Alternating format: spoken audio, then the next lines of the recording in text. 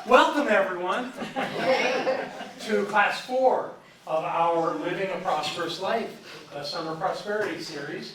Tonight's class is called Creating a Compelling Future. But before we go there, we'll start with a spiritual mind treatment. So, join me in knowing the truth that there is a presence and a power that dwells in, through, and as all things. It is the creator of all form, all function, all force, all power, all life. And it's right here. It's right here because we are here. That presence, that power exists and moves through us in all that we think, say, and do. It is the essence of everything. And from that place of knowing, we recognize our divinity. We recognize the power that we wield to create our lives, to do the things that are ours to do, and to create a better world for those that follow us into this expression. And knowing that this is so, grateful for each one that is here and all that we do in our time together, I am grateful, and I simply let this be so. As together we say, and so it is.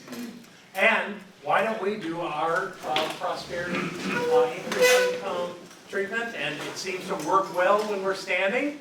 So if everyone would join me. I, John, know that God is the source of all supply, and that money is God in action. I know that my good is here now. I am so rich and so full that I have an abundance of money to spare and to share today and always. I know that true prosperity includes perfect health, perfect wealth, and perfect happiness. This word which I speak in faith knowing now activates universal law, and I accept the results. I bless all that I have now, and I bless the increase. I bless all the others in the increased income program of our center, and I know that we now prosper together in every way. I give thanks for this good, and so it is. Yay! All right. Thank you. Thank you. Wonderful. So we have a mic set up, ready to go. Let's see if it's on. It's going to be. Yeah, it's on. Does anyone have anything to report about increased income? If you do, please come to the mic. And if not, please just line up and be ready for your turn over here. Johnny. Look at that. Woohoo! All right, I had just two fun things. I found coins in the parking lot of Joanne Fabrics, one day and one the other. Yay, Bruce. Okay, well, I woke up in the morning and I do my prosperity over and over and over. So I did that, I got up, and I got a phone call right away. And I answered the phone, and it was a client wanting to work with me for full pay. So that was lovely. And then the next day, I sat at my desk. In the morning, I did my prosperity treatment, and the first thing I did was log on to my email, and I got another full-paying client. Yes. So that was nice. And then I went to, a couple days later, I went to a CSL function, the Sisters Club dinner, and met a person there who hired me as a personal fitness trainer. So, Wow, that's great.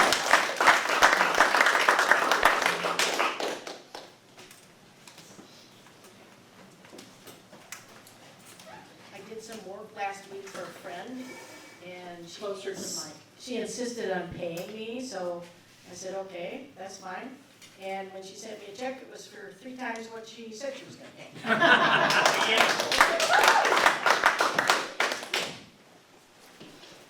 So many of you may not know this, but I bought a house last year, this year. And so I've been, just kind of doing the you do with the house. And I got a letter in the mail the other day I thought it was kind of a scam. It said something about escrow surplus. And I opened up, there was a check at the bottom for $763. Yeah. Very nice. I opened the mailbox and found wanted to check, but I thought it was gonna be a bill. And, but it was a refund of the copay that I made, saying that I don't know the copay, and I'm like, hot dog.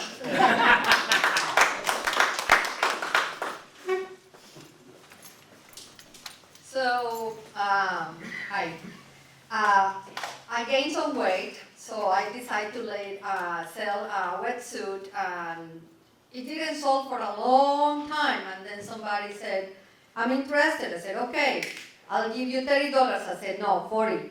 And she said, "Okay," and then she disappeared. No word. And then yesterday she said, "Yes, you still have the suit?" "Yeah."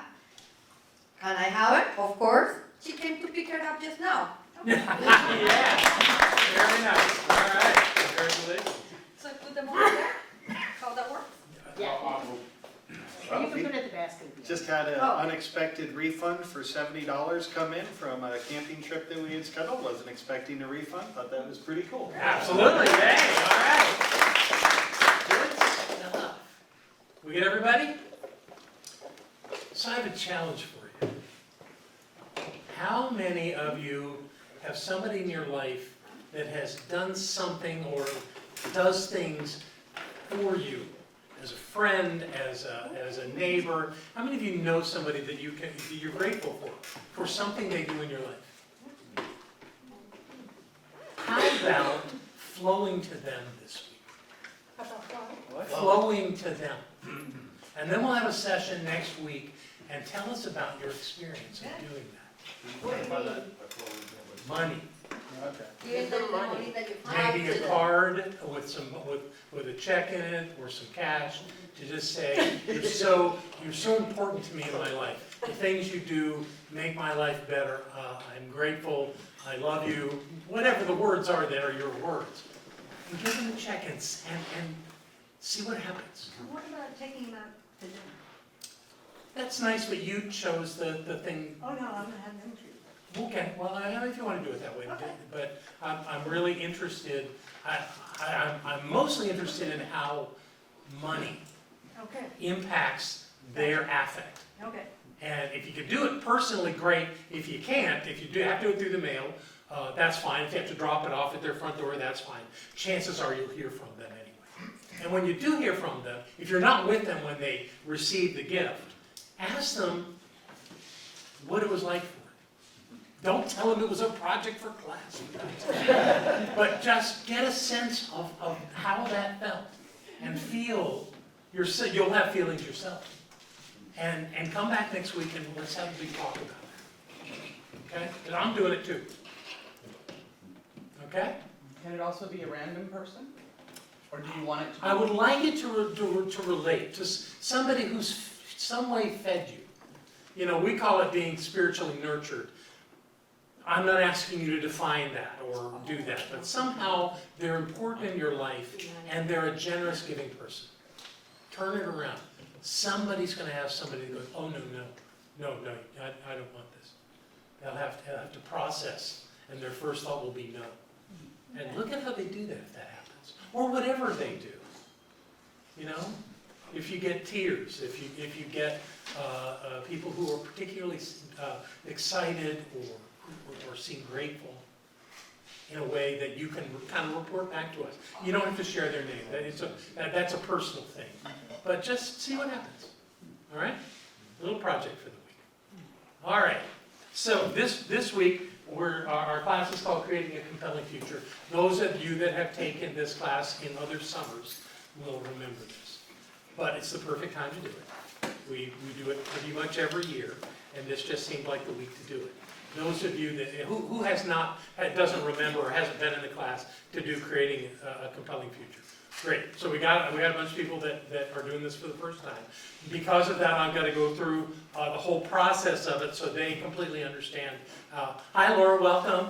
Come on in. Be with us. And so, what we're going to do is we're going to go through this process and explain it. And it's got 3 components that we're going to do tonight. And boy, this would work. Oh, let's turn on. Okay. We're going to talk about your purpose for being here. We're going to talk about your personal values.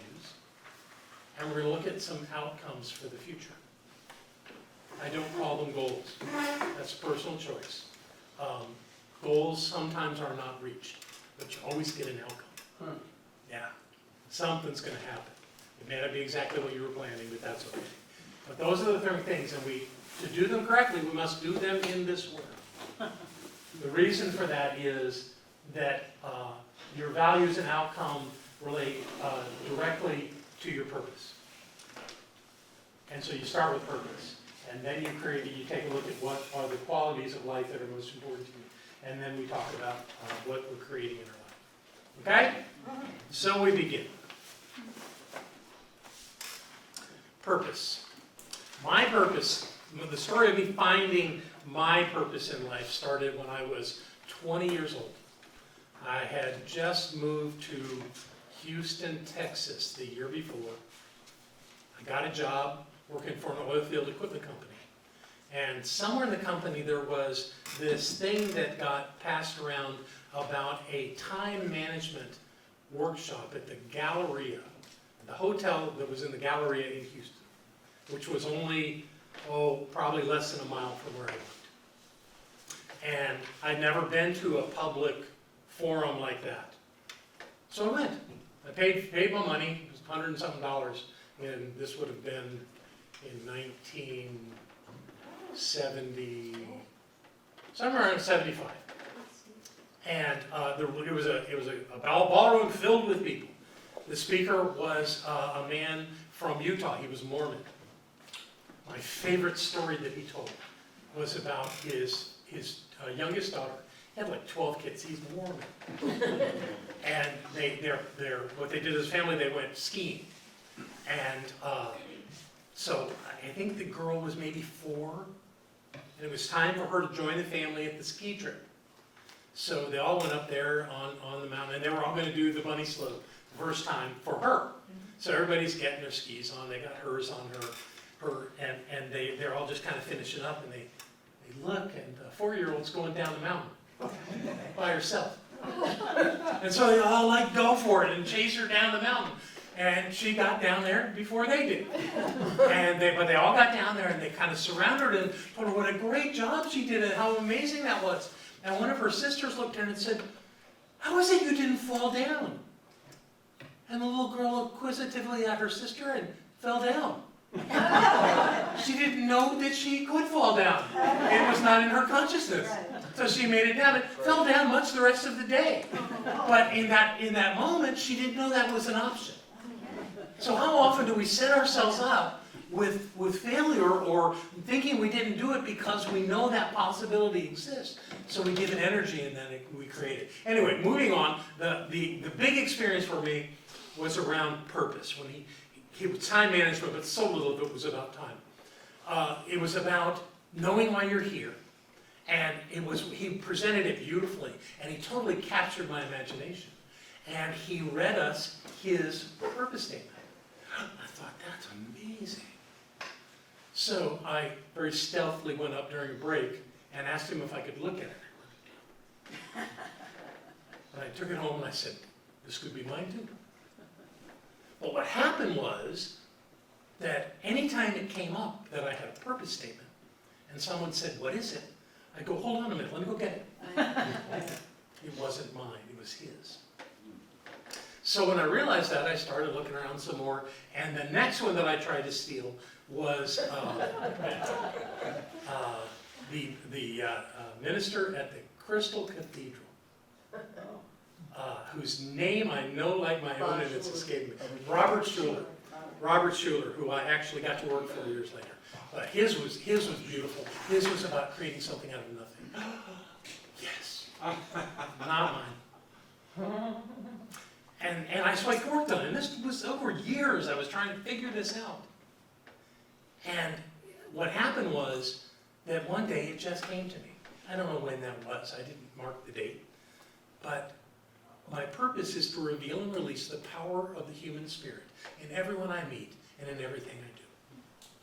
That's my statement of purpose. That's why I'm here. And by the time I figured that out, I looked back on my life. And that had always been my purpose. I just couldn't articulate it. There's something wonderful about being able to articulate it. You're here for a reason. You're absolutely here for a reason. I'm going to send you on an errand because I forgot something in my office. Yes. It's on my bookshelf. It's in like the third section of bookshelves toward the bottom. It's a rather tall book, but narrow. It's called The Illuminated Rumi.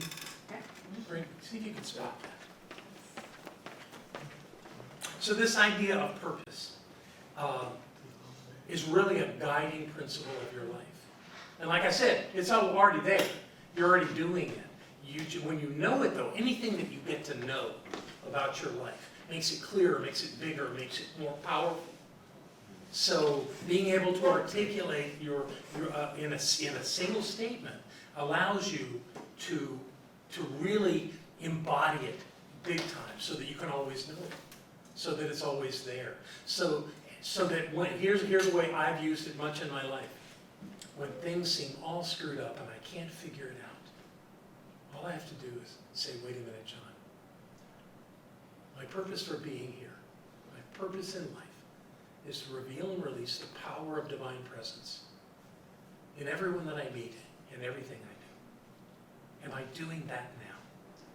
If the answer is yes, which it never is when I'm struggling, the idea is shift to that work, to that idea, to that presence, and it shifts everything. And wouldn't it be amazing if you could always pull yourself out of a funk? If you could always see something bigger and higher than the thing that you're grappling with? Doesn't that change the whole way your life is working? It does for me. So I rely on it pretty regularly. It's my call to remember who I am, and that's what I use. So I want to invite you tonight. Some of you already have a purpose statement, and that's wonderful. And here's what I'd like to do. Who among you that has a purpose statement can come up to this mic right here and recite it without reading it? Judith?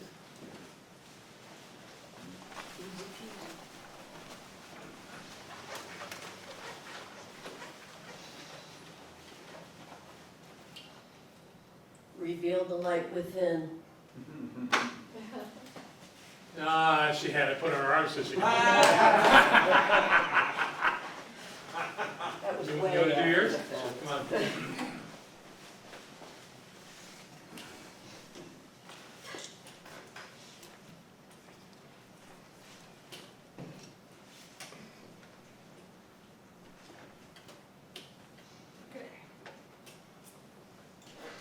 So mine is to use the gifts I've been given to help others find their way out of darkness and live a life of flourishing. I want you to do it again, but I want you to start it by saying my purpose is. My purpose is to use the gifts I've been given to help people find their way out of darkness and flourish. Very nice. Very nice. Yay. Very nice. Anybody else want a shot at it? Okay, if by chance we luck out and April can find my book, I want to share something that Rumi said about this that I find incredibly valuable. In the meantime, I will share one that I'll always loved from the founder of Unity, Charles Fillmore. And I've shared this with lots of classes, so many of you know this. His statement of purpose: I fairly sizzle with a zeal and enthusiasm, and bring forth with a mighty faith to do the things that ought to be done by me. I really like that. Will you say it again? I fairly sizzle. Oh, no, excuse me. I fairly sizzle with a zeal and enthusiasm, and bring forth with a mighty faith to do the things that ought to be done by me. So he leaves it completely open as to what he ought to do. That's not his purpose. His purpose is to have zeal and enthusiasm. His purpose is to spring forth with a mighty faith. And out of that, whatever he puts his attention on, he creates and it flourishes, as did his entire ministry and the Unity movement. So this isn't a goal. This isn't an outcome. That's one of the things I'll show you about this. So let's go ahead and get into this, and we'll do Rumi if it shows up. How to construct an effective statement of purpose. Be concise. Maybe one sentence. Maybe one thought that you can have tattooed on your forearm. Being concise is important. One thing is it makes it easy to memorize it. And you sometimes things get so wordy that you lose it. You know, you just lose your connection to it. So those of you that haven't created a purpose statement, make it simple, one sentence. Have it capture the spirit of your life. Absolutely. So that when you say it, you go, yes, that's me. You want it to be that clear, that straightforward when you have that statement. Have it reveal your passion. It has to reveal your passion. It's not a benign statement of some thing. This is me. These are the words that brought me to this place, to be who I am, to do what I do. This is who I am. 4, make it understandable. Yes, it should be understandable to a 12-year-old. If your statement is above the understanding of a 12-year-old, it's too abstract, it's too complex. Make it simple. Because what you're doing with it, it's like a cattle prod. Pop yourself in the butt and get going. There's stuff to do. Important stuff. You're game to do stuff. Number 5, make it a collaboration of your heart and your mind. So it can be poignant. It needs to be very meaningful, but it's got to evoke emotion from you as well. It's like, yeah, that's it. And when you share it with somebody else, you want to do that proudly. This is who I am. What's your purpose? My purpose is. And then you say this statement that people go, whoa, yeah, I get it. Okay? Make it as poignant as an epitaph. What is epitaph? That's what people have written on their gravestones. Oh. But you don't say it in the past tense. You know, you say it in the present tense. Yeah. But I actually, when you're doing this, I actually brought a list of epitaphs. Some of them were hysterical. And the last one, make sure that you can recite it from memory, even and especially when you're under stress. That's the proving ground. If something's going wrong, and you reach out for that statement to clear your mind and to evoke a sense of direction. You got to have those words, even when it's hard. Even when you don't know how you're going to get there. There's some kind of a saving grace in your purpose statement that will carry you at times when you don't feel like you can carry yourself. So these are the things that I like to tell people about creating that one sentence statement. And what we're going to, she found it. Perfect timing. The magical April. Thank you. Everybody knows who Rumi is, right? So now I just have to figure out which one I will attach. Will take me there. Not that one. That one. The thing is called the work. Let's start it. Oh, it's the first one. Well, it's called the real work. The real? The real work. This is Rumi as translated by Coleman Burns. This is such friggin' tiny type. You need some reading glasses? Yeah, I know.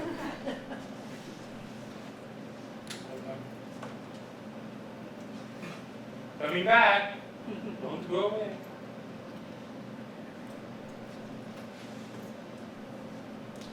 This one it's a little brutal because, you know, Rumi lived in a pretty different time. But it makes it really does. There is one thing in this world that you must never forget to do. If you forget everything else and not this, there's nothing to worry about. But if you remember everything else and forget this, then you've done nothing. Nothing in your life. It's as if a king has sent you to some foreign country to do a task, And you perform 100 other services, but not the one he sent you to do. So human beings come to this world to do particular work. That work is the purpose. And each is specific to the person. If you don't do it, it's as though a priceless Indian sword were used to slice rotten meat. It's a golden bowl being used to cook turnips, when one filing from that bowl could buy 100 suitable pots. It's a knife of the finest tempering, nailed into the wall to hang things on. You say, but look, I'm using the dagger. It's not lying idle. Do you hear how ludicrous that sounds? For a penny, an iron nail could be bought to serve the purpose. You say, but I spend my energies on lofty enterprises. I study jurisprudence and philosophy and logic and astronomy and medicine and all the rest. But consider why you do these things. They are all branches of yourself. Remember the deep root of your being, the presence within you. Give your life to the one who already owns your breath and your moments. If you don't, you will be exactly like the man who takes a precious dagger and hammers it into his kitchen wall for a peg to hold a different word. You'll be wasting valuable keenness and foolishly ignoring your dignity and your purpose. John, can you repeat it? Remember The deep root of your being, the presence within you. Thank you. We're here for a purpose. You already have it, and you're not looking for it. You're articulating it into one sentence. So I'm going to invite you to give that a go. To write a sentence.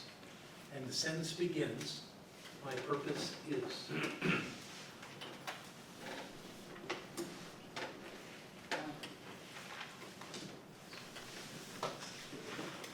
And those of you that are watching online, we're going to turn off the recording for a moment and do the same thing, and we'll be back in just a minute.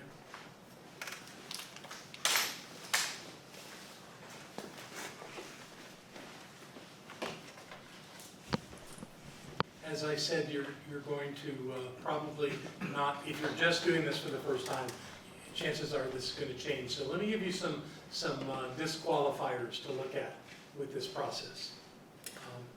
Your purpose is not your job. You know that 80% of people surveyed say that they are not in their ideal job? So let's not think that your job is the reason you're on this planet. No matter how good or it is, how much you like it, there's something, it may well be though that you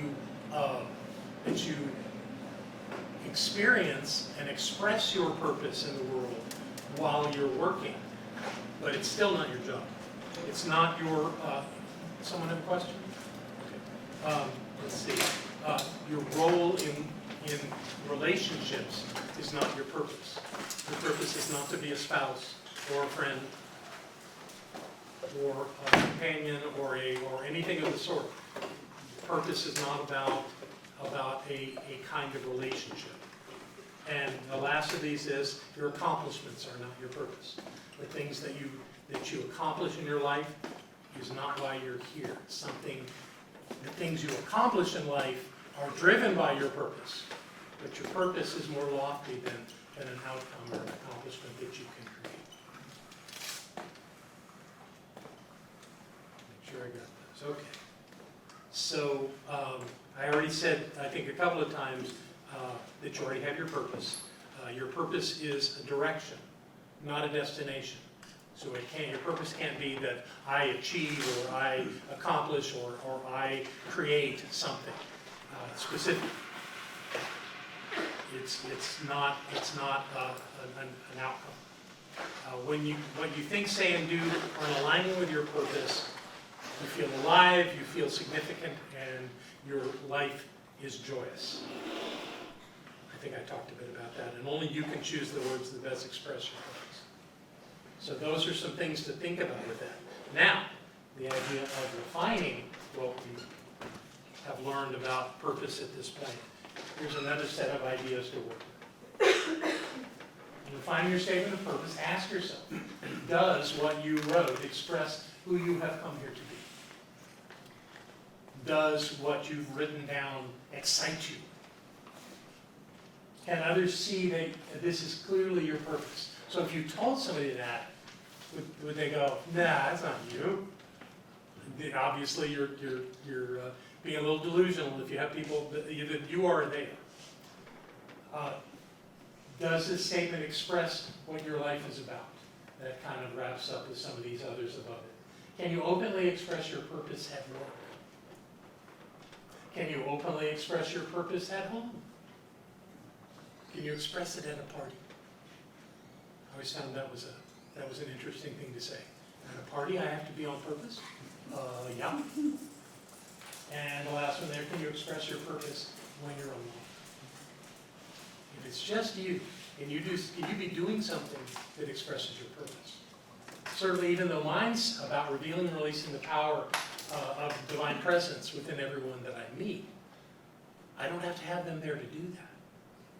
When I'm preparing a Sunday message or a class or other things that I can do on my own, researching and reading and getting ideas from other people, that's all part of me living my purpose, and going around right about that is me. So, can you do it alone? So these are some qualifiers to consider to whatever you've written. Does it change anything? Maybe, maybe not.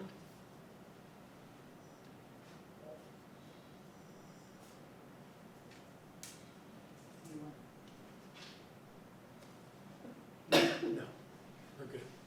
All right. So, some of you are writing again. That's wonderful. Keep writing, no problem. Does anybody really feel clear about what they wrote? Would like to share it with the room? Come on up. Now, understand, as you're coming to the mic this time, if I can offer any coaching, I'm going to. Not to say anybody's wrong, but I've been doing this a long time. So come on up, Rick, and tell us what you got.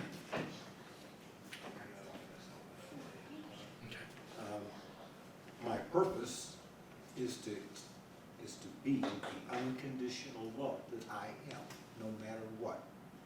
Nice. That really does sound like you. And knowing the relationship that you have with, especially with those animals up on the mountain where you live, every time you speak of them, you are so expressing the love that you feel for them, that you have for them. So I absolutely get that's who you are. Thank you. Can he re-say it? I don't know, can you do it again? Yeah. Okay. My purpose is to be the unconditional love that I am, no matter what. Yeah. Anybody else want to give it a go? Breezy, come on.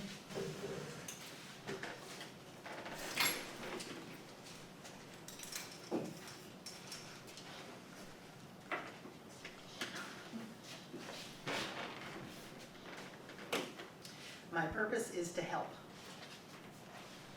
Okay. That's her. Anybody else?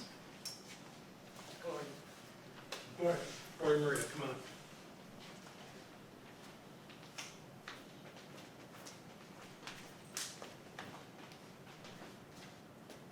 My purpose is to be the light and change as much as I can. Be the light and Change. change? Shine. Shine. Forgive me. Well, light shines, that's perfect. Well, you know Much what? I can. Well, you can a lot because I've seen it. Thank you. All right, fantastic. Anybody else? Come on up, Andy.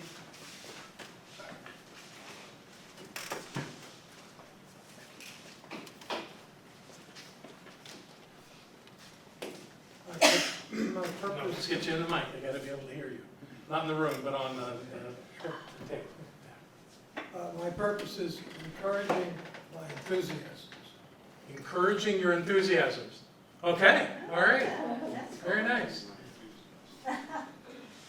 Last call. Anybody else want to give it a go? Come on, David.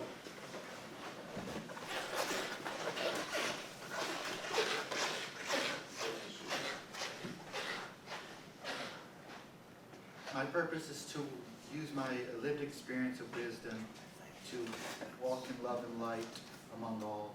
Very nice, very nice. So what we're going to do now is you get the more official form.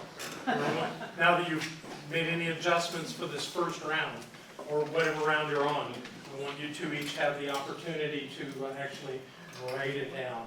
So take one of these and pass them back.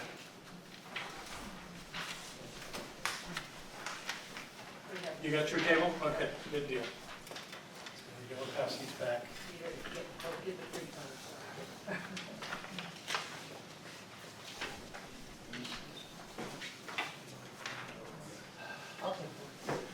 So go ahead and fill this out. And what I'm going to ask you to do with this piece of paper is to put it somewhere where you're going to see it every day. There's exactly enough in the room so if someone has your jewel, or has the one that's missing. You got extra ones there, Andy? They're going to folks over in the back here. Margot's coming to get them. There we go. Okay. So I want you to put it up somewhere, preferably with tape. If you don't have any tape, you want to use a nail, that's fine. Put it up somewhere where you're going to see it every day, but don't just look at it. Say it out loud. Say it out loud over and over and over again. And one of two things will happen. Either you go, that's me, or you go, you know, maybe it should be more like this, and you'll shift it. It doesn't matter which it is. Both of them are active statements that mean that you're moving in the right direction. So either way works, just that's what I want to ask you to do, is not to just put this in a file or in your book and not look at it again. It does you no good sitting in a book. It needs to be inside of you. It needs to be real for you. So whatever that statement is, at least until you absolutely have it memorized, make sure you go out and look for it. Did you have a thought? Remember? A comment or a Yes. question or a, I don't. So, I wrote my purpose, oh, I didn't have to record it for this. Anyway, the first purpose that I wrote, I felt like it was too big, I guess, and I changed it. And I put, my purpose is to be the light that supports the transformation of Mother Earth. Oh, that's lovely. That's still pretty big. I know, but I felt like if I go into a party and say that, it's like, who are you? Yeah, I agree. So I felt like that's who I am, really. If it But- really is who you are, don't deny it. You know, just play with it. That's the game here now. You've created two statements, or the ending part of your statement in two different directions. So play with both of them and see what really captures you. Okay, cool. You know, Thanks. because you may find at some point that you're going to do it differently, that you're going to actually say, no, this is me, and I don't give a hoot who says otherwise, this is me. And one thing they say if they disagree with you is that they understand what you're saying. Okay. Yeah? very much. So when do you care what people think? On something like that, can individuals also have a mission statement in addition to a purpose, whereas No, that's... sure. Okay, because I was thinking Sure, something mission. like that could be a mission statement. Yeah, you're right, mission statements, but I have never been personally drawn to the idea of having a mission statement. You know, I'm not on a mission, but I have a purpose for being here. You know, and it's gonna, mission to me sort of means, if you look at the word mission in a religious term, they say, go to that country, that city, and set up a ministry and help the poor. No, that's not a purpose. You know, so I want to work on purpose rather than mission. Nothing wrong with having a mission. Many organizations have mission statements. So, you know, it's not that it's a bad thing. It just doesn't fit as well into this plan as it does otherwise. Any other questions or thoughts on this? Does So- CSL have a mission statement? Say it again. Does CSL have a mission statement? Our mission statement is to become ever more aware of our oneness of spirit. Yeah. Yeah. So, what you have now is a working purpose statement. Some of you have the one you'll have the rest of your lives. Other of you have a working idea, a sentence that speaks to who you are to the world. So that's what you're going to use to do the rest of the process that we're going to do tonight. So we're going to move into our next piece of work. which is on values. Let's see what time. Yeah, so we just went down for now. So we're going to work on values. There's some really interesting things about this idea of what our personal values are. Personal values are based on what's important. Personal values are foundational. So that there's actually a process to identify your personal values. So we're going to do, in fact, on this form I'm giving you, they're called primary core values. So would you pass these out for me, because I didn't do a really good job last time. But y'all in the back figured out what to do with the extra ones, and if you don't have one, how they're going to get to you. So this should work out great. So here's the idea of values. You got to start just making a list. And here's the work of making the list, just making a random list of what qualities of life you hold as most important. Most important. And here's how you do that. If you come up with an idea, you come up with and we're looking for qualities. We're not looking for concrete things. We're looking for concepts. So just say it, John. Love will likely be on your list. Thank you. So the question you want to ask, every word that you come up with on this first list, you're going to ask yourself the question, if I have this, what do I get? And if it brings to you some other world, here's one, family. A lot of people want to write family down on their list. And the question is, what do you get from family? I get connection. Great. What do you get from connection? I get love. Great. What do you get from love? I get love. That means that that's a value. Those other words are things that you use to get to your values. So the question is, what do I get from this word that I'm looking at? Don't do that in the first column. The first column is just write down the words that come to you until you get to the bottom of that list. I think there's 12 lines. So just write down 12. But what you're going to do in the second row, the middle row, is you're going to ask yourself on that first row, each one, what do I get from this? Okay? And the thing that you get from that goes in the second row. Does that make sense? So you're refining your list down to real core values. And you don't have to have 12 by the time you get to the second one. But it's good to have 12 on the first one. Okay? Because that helps you get a list to work with. So the best you can, come up with 12 in the first one. And then ask yourself the question, what do I get from this to each of those 12 words? And see what moves to the second list. Okay? And if you find that the thing you get from that word is already on the list, well, then you can take the word you're working on off, because the word that it takes you to is already on the list. But ask yourself that question on every one. Do we want to turn the machine? Do we want to turn that? See? I thought you were trying to say. No, I was trying to talk to you there. So those of you at home, if you're not aware, on the website there's a download of all these forms that everyone's getting here. So get your forms, or you can just use blank paper or line paper, however you want to do it, and from that list create the same list we're talking about, 12 ideas of values, of qualities in your life that are important to you.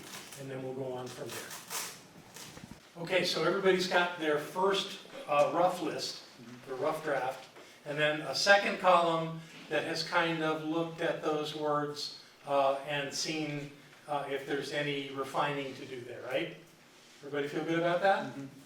Okay. The third row is about prioritizing your list, and there's a method to that. So I need a volunteer, and I've already picked one. Laura, do you have 12 things on your list? I don't. How many you got? 9. Come up with one more, and then come see me with it.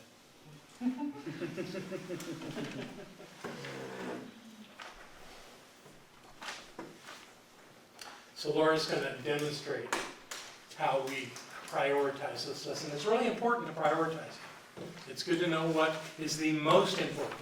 what's the second most important thing? Write on down.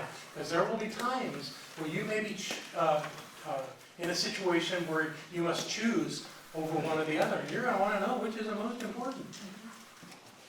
Okay. I cheated and took your love. Oh, everybody should have love on their list. I don't know anybody that doesn't have love. I think maybe once I knew somebody, but I don't really want to know them more. So, can you sit here? Can you get comfortable over here? So, I pick you because you're one of my favorite people in the world. And it's not because of what you've been through. I want to be very clear about that. It's because of your heart. Yeah. So here's what we're going to do. We're going to demonstrate with about 10 words here how to prioritize your list. I don't know that you guys can see over there. I still don't know if you can see, but we're going to try. So let me start a little numbering system here. 1, 2, 3, 4, 5, 6, 7. I have 11 now. You got 12? 11. 11, okay. 10 and 11. Okay. Give them to me just like you got in Love, okay. connection/friendship,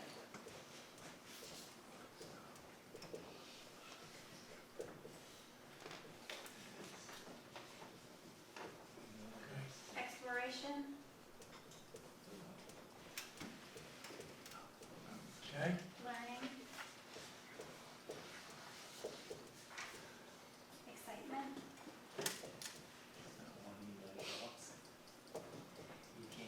joy, truth, trust,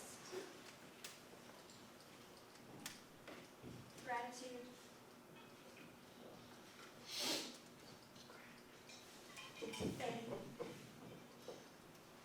spiritual connection.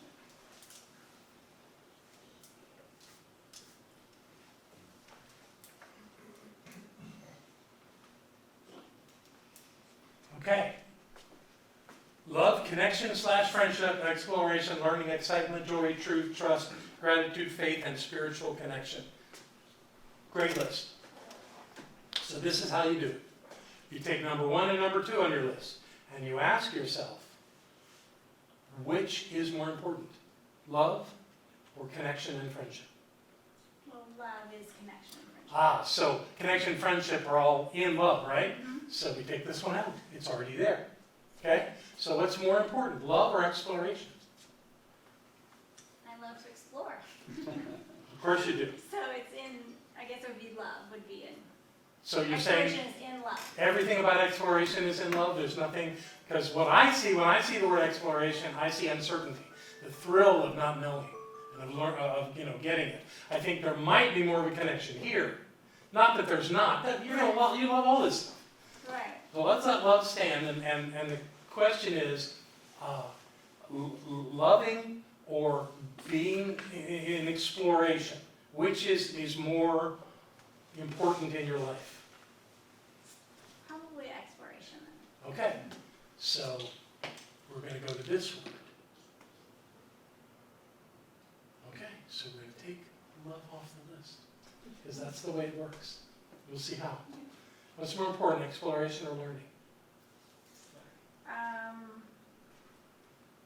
mean, they're so connected. Yeah.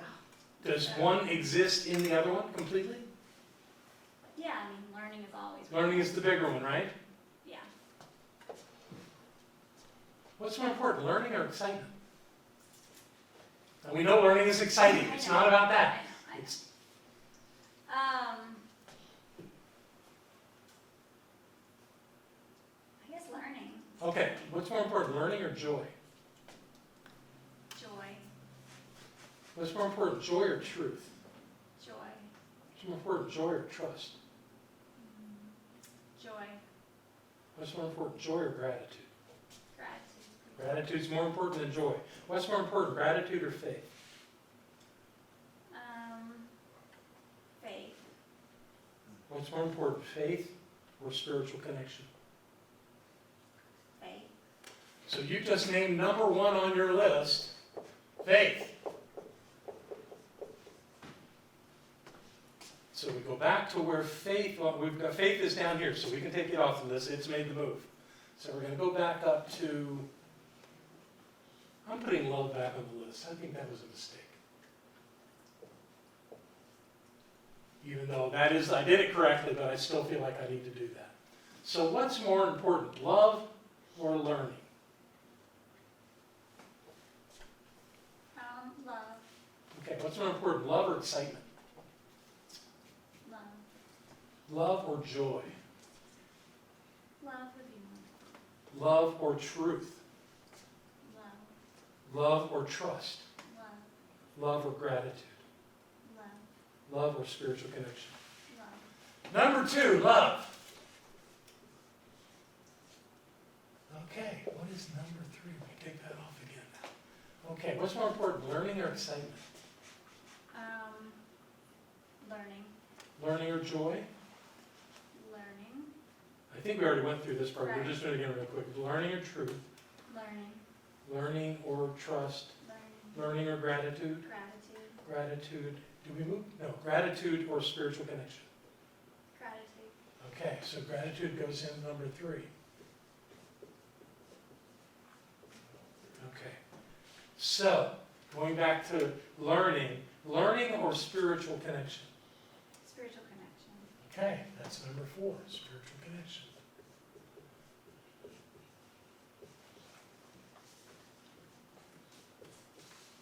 Okay, so that one goes off. And learning would be the next one, because that we got to the bottom of the list. Fine, learning.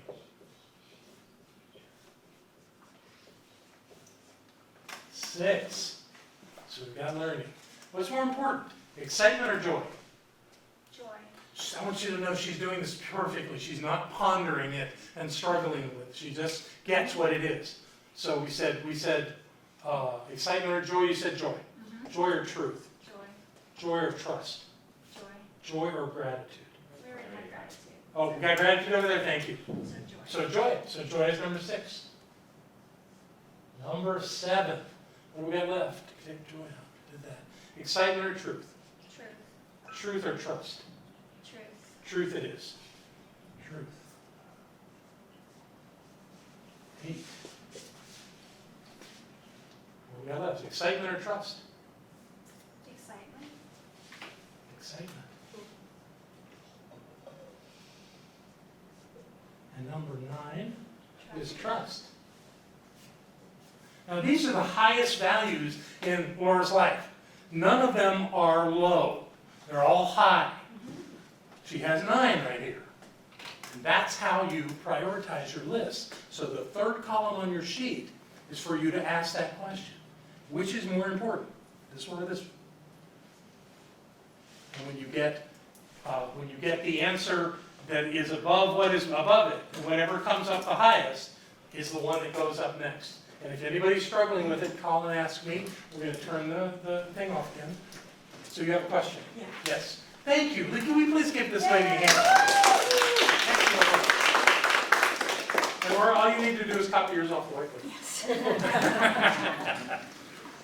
Any questions? Any other thoughts? Yes. Yeah, I had gratitude on mine, but when I asked I had gratitude on my list as well, but when I asked myself, when I feel gratitude, what do I get from that? And it came back to love. Mm-hmm. You could do that. And if you want to keep gratitude separate, though, because there may be some gratitude you have that doesn't necessarily jump into love. But love, you can say love is more primary. Okay. But I wouldn't throw gratitude away over that. Okay. Yeah. Because I think gratitude is a primary value. Even though it's an action of sorts. Any other questions? You got this down? Prioritize your list. And then we move on to the next step. Okay, so you finished the 3 columns. You've got your values prioritized. Now it's time to define your values. Because one of you will use the word peace or love and mean one thing by it, and somebody else will use the same exact word, but have it, it's not on, huh? No, your mic's. Well, my mic is not. Oh, that won't work. to start over. Hi, Devon, we're going to start over here. Okay. So you've got your 3-column list where you've prioritized your values, at least how they look today. Truly, values are pretty solid, they stand the test of time in most of our lives. I have found over time that when I started, I had 12 of these. Right now, I have 8. Because they just kind of honed into themselves in a way that I covered it with 8. So I'll share some of that with you in a little bit. So what we're going to do is we're going to move from the blue sheet. Did you turn it off on your phone? No. We're going to go to the pink sheets, which you have. And if you're doing this on the internet with us, all the sheets are white. But it's the one that says at the top, these are the values I live by. And what you'll see is that you've got a number and a line, and then some bullet points that all start with the term or the words, every time I. Do you have another step? Yes. Let me tell you what this sheet is about. This sheet is about recognizing that these values are in your life already. Your list of your core values is not a list of things to pursue in life. They're not things you'd like to get better at. They're already there. They're the foundation of your life. They're the things that make your life work. When they're present in your life, you're happy. When they're missing, you're sad, you're unhappy, maybe you're angry, I don't know. But the thing is that most of the time they're there. So you have to craft these definitions according to them being there. And that's what the term every time is about. Now, you're not going to write your value in that first line. It's a full across the sheet line. What you're going to do is you're going to create a very short and clear affirmation using that word, using that core concept, that core value. Okay? Let me give you an example. My personal values, my first one is clarity. To me, clarity is the most important thing. If I'm not clear, what good am I? If I'm not clear about who I am, where I'm headed, what I'm doing, if I'm in confusion, I can't get there. So I hold clarity as this high value in my life. So my statement is, I live my life with clarity and purpose. That's my first affirmation. And I follow it with these bullet points. I'll read it again. I live my life with clarity and purpose. Every time I act in accordance with my purpose. Every time I support the spiritual growth of others. Every time I am aware of the perfection of my life. And every time I take full responsibility for my circumstances. To me, those are the things that tell me that I'm being clear. And when those things are in my life all the time. That's what makes this my value. I've seen people try to use this sheet to say, I'm not doing this thing well enough. So I put it here so I can try to do it. I have other people that write down something that they are insisting be in other people. Stop it. You are not the value police. You are the one who has values in your life. And the purpose of this sheet, this pink sheet, is to demonstrate that you have that in your life. Not to go looking for it, and not to be making other people wrong if they don't hold that as the highest value that you do. Yes? Can you just read the first sentence that you wrote, the affirmation? Yeah, read it again? Yes, please. Okay. It says, I live my life with clarity and purpose. That's my affirmation from number 1. I'll read just some more. My second one is love. I write, I am aware of love. Every time I become more aware of the oneness of spirit. Every time I see divine presence through the eyes of another. Every time I experience beauty. And every time I open my heart. I'm aware of love. Impeccability is an important one. I learned that from my teacher, Rocky Bear. I live impeccably every time my thoughts, words, and actions are in alignment with my purpose. I live in peace every time I recognize divine presence in my relationships, conditions, and circumstances. I live enthusiastically every time I open to the many great possibilities of my life. Every time I am fully present to the many blessings of my life. every time I feel joy, and every time I expand and deepen my sense of divine presence. I maintain a vibrantly healthy body. My value is health. Every time I eat and drink foods that nourish my body. Every time I exercise. Every time I rest and reinvigorate my body. And every time I appreciate the magnificence of my physical expression. Prosperity is one of my values. I live prosperously every time I express the abundant flow of life through the spiritual practice of tithing. Every time I keep my financial agreements. Every time I direct a portion of my income to savings and investments. Every time I express the abundance of divine presence within me, and every time I experience the abundance of divine presence in my life. And my last one is, I live my life in gratitude, because gratitude is one of my values. Every time I remember how very blessed I am, every time I see value in the circumstances of my life, every time I'm faced with a challenge, and every time I stretch to see how much more of life I can experience and express. Those are my values expressed this way. And I invite you to begin that process here. I'm going to do it for about 7 minutes. You will not finish, but you can get started. And you'll get the sense of it, and then you can take that and do your work separately. Yes, sir? So, are you talking about integrity? Well, yes, I kind of mesh integrity into impeccability. That's my piece. For me, how you define it is completely up to you. It seems to me that your affirmation is every time is an expression Of integrity. Yeah, well, that's true, but it's not about, with every time I'm not saying, I do this all the time. What I'm saying is, oh look, this is in my life a lot. You know, it's a kind of a confirmation that it's already there. The thing about values is, if we had to struggle to achieve our values, we would just be in a downward spiral most of the time. Because we'd have these lofty ideas of these values being so divine and untouchable that we couldn't get there. No. You already have your values. They're already present in your life. If they weren't present in your life, they wouldn't be your values. So just identify that you have values that are present, and they show up every time these things happen. See what you can get from that. Yes, sir. Would you have another page of those? Am I going to give you mine? No, do you have any more of them?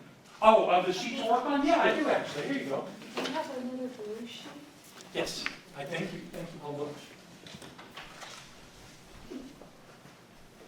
Okay, so we've completed, no, we haven't completed. We've begun working on the defining of our values. This is really an important piece. So I'm asking you, because there's no way you completed it tonight in class, to continue that work until it's done. It's really powerful, important work. It will make your life move more smoothly and easier to know these things about yourself. So you don't have to second guess yourself. So you can know that there's some foundational aspects of your life that you can rely on. You can rely on your values. They help you make decisions and choices. I don't particularly like the word decisions, but I love the word choices.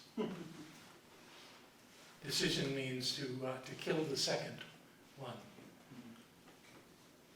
So we don't do that with choices. We make a choice, and if we don't like the choice we make, we choose something else. No problem. Decisions are like you've gotten rid of all your other options. So what we're going to do now is we're going to go to the Goldenrod Sheets. And if you're doing this on the internet with us, it's the one that starts Skills List. It's 2 pages. Let me just explain what this is. The same way I just described your values as resources in your life, you have many other resources. First thing you have is yourself. You have some things that you're good at. You have some things you like to do. And the purpose of this first section, there's 10 lines, you don't have to fill in all 10, but I want you to write 2 or 3 at least tonight of things that you're really good at that you like to do. So that you can begin looking at how your life is organized and what those things are that you have within you that you can count on. Something, I think I may have brought this up last week, the idea that when I was young, I was very involved in the fine arts. I had a showing when I was 12. When I went to college, my first major was in the fine arts department at Florida State University. It didn't last, but it was important to me. So I have some skills around that I can use, and there are times when they come in really handy. So along with being a leader and having some business acumen, I have that. So that's one of the things I would write on my list. So whatever it is, it doesn't have to be the main thing you do, but it has to be something you're really good at. I would imagine Dave's going to write down surfing, because he's really good at it, and he likes to do it. And I bet you guys have those too. So that's what goes in that section. The next section is called the knowledge list. These are the things I know a lot about. If you have a college degree, that's something you know a lot about. If you read a particular genre of books, that's something you know a lot about. If you've taken a series of classes on a particular topic, that's something you know a lot about. So write down the things there that you know about. And it says to list and define, so you could, not that you need to define it because you pretty much know what it is, but get that list going. On the second page of this, these are fascinating. The first one is, these are the models for my life. Who in your life, what person or people, and you do these individually, which people actually have taught you something powerful and important. Now, it may be a person, a historical person, it may be a well-known, famous person you've never met, or it may be somebody in your family. It may be somebody you work for. It may be somebody from the spiritual center you go to. Whatever it is, people that have taught you something specific and valuable in your life, write their name down, and write down what it is you learned from them. One of mine would be Will Rockingbear, who teaches me to be impeccable with my word. You know, that's the thing that you're looking for. And the point of this list is for you to recognize that people have influenced your life. You know, maybe it's the Buddha. Maybe it's Jesus. You know, who knows who it is? Maybe it's Abraham Lincoln. I don't know. But whoever it is, write their name and write what you learned from them. That's what that section is for. And the final section on these sheets is, these are the individuals and organizations from which I can draw support, encouragement, and inspiration. Please put Center for Spiritual Living Asheville somewhere on that list. And whoever else and whatever else supports you. First one on my list is Barbara. She's always been my greatest support. You know, who is it and what groups are there that you can count on for support? That's what goes in that section. So at least get these 4 things going. We'll do this for 5 or 6 minutes, okay? So I've asked all of you to go to those 4 categories on the Sheets Goldenrod that starts with skill set, and to at least put something down, because this is only a 2-hour class. What we're doing is a 2-day workshop. So it's impossible to expect you to get all that done. But me being a certifiable obsessive compulsive, if I write down one thing, I'm going to want to finish it. So that's why I asked you to write something down in all 4 of those categories, because it may compel you to go ahead and complete that work. It's really valuable work. It's good to know that people have your back, that you have skills and abilities, and that there are resources in your life that are supporting you all the time. It's good to rely on that. The most fun one for me is the one about models. I had a great time doing that. And it really pointed out why Will Rockingbear was my teacher, why Ken in Australia was my teacher, Ken Dyers. I even had on my list, one time on my list, I had Arnold Schwarzenegger when I was younger and thought that was cool. But somehow, all that violence in the movies, I finally said, nah, that's not what I want to emulate in my life.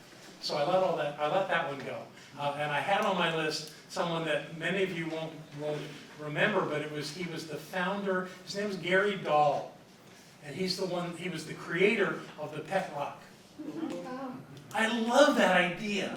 He took a river rock, a round river rock, put it in a cardboard box that said pet rock on it. He put some stuffing down in there to cradle it, like a nest, and there was a list of instructions for how to care for it. It was the man made over $1 million doing that. It was brilliant. You know, so, and from what I learned from him was being able to create value and wealth out of a simple idea. You know, so those were people that have influenced my life, and there have been people that have influenced yours. Keep working on that list. Make sure you've got 4, 5, 6 people that you really say have touched your life in a way by being who they are.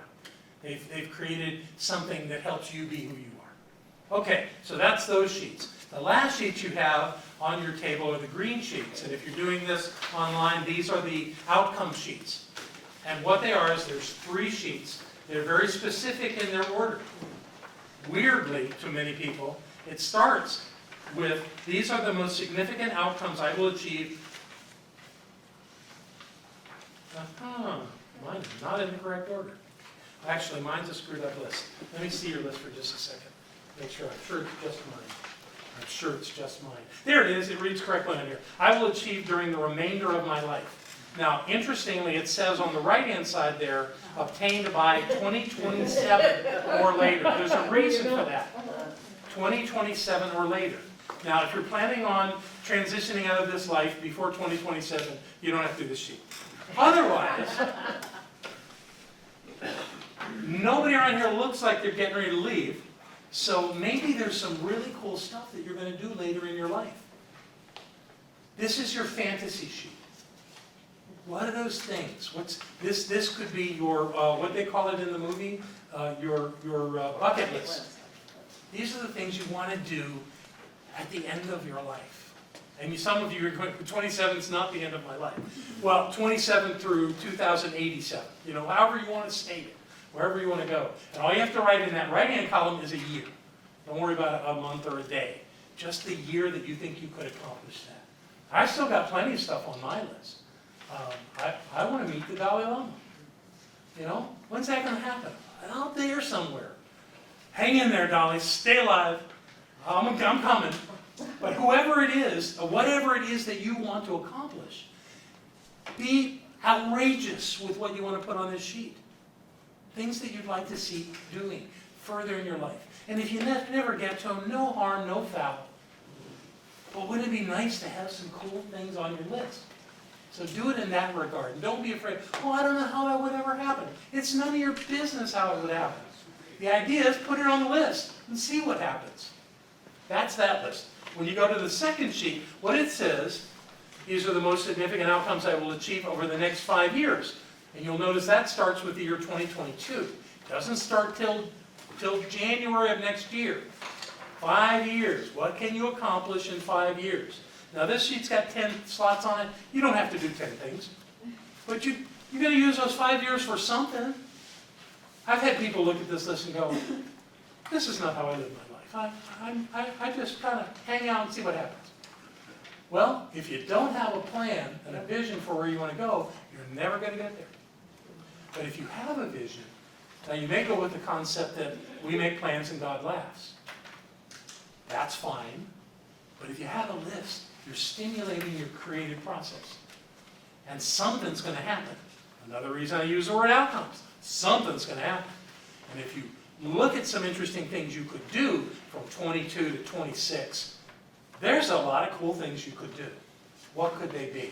They might be steps that will take you to things on the 2027 list and longer.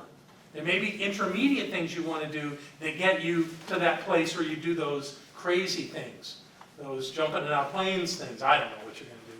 But whatever it is, let this list kind of be an intermediate step to do those final things you want to do. Now, many of you think, in our culture, we don't think long term. The Chinese think in terms of hundreds of years. Even the communist Chinese think in hundreds of years. It's quite amazing.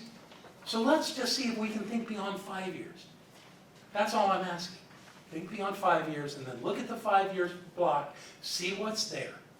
And then on the final list, and they're to be done in this order, the final list, these are the 6 outrageous outcomes I will achieve in the remainder of 2021. Now you don't have to do 6, but if you've got them in you and you think you can get them done, now this one gets a month and a day. So in what month will you achieve that outrageous outcome? Now, again, In the science of mind, when we do spiritual mind treatment, we're always treating in the now moment. I have it, I am it, I do this, this is my life right now. And we're not changing that way we do that. That's treatment, and that's important. This is a list for planning. This is a list for projecting. It's okay to put dates on it. Dates kind of hold you accountable. So be okay to write a date down. I had lots of things on my list that I didn't get done by the date that was on the list. But amazingly, I got them done. You got one? I got them done. Even though I didn't meet the date, so don't let the date stymie you. Or don't, if you get to the date, you get through the rest of this year and something on that list didn't get done, put it on the next list. Don't be afraid. Don't call it failure. It's not a failure. It just wasn't time yet. You gave it a shot. It wasn't time yet. So what are those things, those outcomes you could do this year? Maybe they're stepping off points for something you do on your 5-year list. There may be things you want to do independent. Example, in 2022, I'm going to take this major trip. Oh, I don't have a passport. So on my list for 2021, get a passport. Just a slight example on how you can use that to build on what it is you want to do. This is the list that's closest to you, because it only gives you 6 months to get this stuff done, whatever it is, however that is. But it's the immediate list, but it's the last list you make, because it has to be in alignment with that lifetime list and with that 5-year list. So once you've got those ideas kind of going, then you go to your immediate list. And you do things that are in alignment with where you're going. And also, this entire list is in alignment with your statement of purpose and your values. So that everything is congruent. Everything works together. And then just for fun, at the bottom of that last page, it says, this is what I'm doing today to create my outcomes. So once you've got your list done, pretty much, you've got a solid list. It's always a work in progress. But you've got a list working, and then you go, what am I doing today? And that's kind of an ongoing question. What am I doing today? It's interesting how we're always drawn to do the immediacies of our lives, to do the things that are kind of screaming at us, that have urgency. But if we would put even a portion of that time into looking at the long-range things, the book we're going to write, the movie we're going to make, the trip we're going to make to the other side of the planet, something like that, and we put a little energy into that, it actually helps it happen. Even thinking about it helps it happen. Last question on here, last statement is, this is what else I'm beginning now to create these new outcomes. Just pushing a little harder to say, do something that gets this stuff going. So why don't you just take a couple of minutes and maybe see what you can hit on the first sheet, maybe the second sheet, and then on your own time try to get into the rest of this, because we're getting to the close of class. Same exact instructions go to anyone who's doing this online. All right, so you've gotten a start on this. There are literally hours worth of work before you on this. But I want to assure you that if you will take the time and the energy to complete these ideas and to integrate them into your life so that you consciously are aware of them, it will make a tremendous difference in how your life works out. It really will. It all brings you in the direction of creating the life you've come to live. And so it's the best system that I know. I hope it has value for you. If you have any questions or grappling with something in it as you're doing it, I'm always available for you to call or email. And those of you that are watching online, you can contact me at john@cslasheville.org at any time, and so can you guys. So if you need me, call me or email me and let me know, and I'll answer any questions you have. I hope that you have found some value in this. Keep working. Okay, thank you. All right. So it's time for us to bless these gifts that have come, and bless these that are already in the basket and all that is joining us. So know with me that the presence and the power of the One is absolute in every way. All knowing, all being, all activity is that presence. And these gifts that come forward this night come blessed as that presence that touches hearts and lives around the world. Because the natural flow of this allows for that to happen. That is the outcome that we seek and that we realize. And all is well. So I know that all that support this center are blessed. The center itself is blessed, and that the blessings continue to abound in every way. And we complete this notion by repeating our increased income treatment together aloud. I, John, know that God is the source of all supply, and that money is God in action. I know that my good is here now.